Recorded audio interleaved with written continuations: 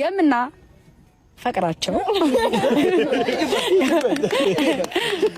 ቤተሰቦቻችን ሆነዋል፣ ጓደኞቻችን ሆነዋል እና በጣም ነው የምንወዳቸው። እንዳልኳችሁ ማንሳት የማያስፈልግ ጉዳይ ቢሆንም በመሀላችሁ ብዙ ነገር ሊፈጠር ይችላል። ያን ነገር ማንሳት አንፈልግም። ሁላችንም እዚህ ጋር ያሉ ሰዎች በሙሉ ማለት ነው እናውቀዋለን። በመሀላችሁ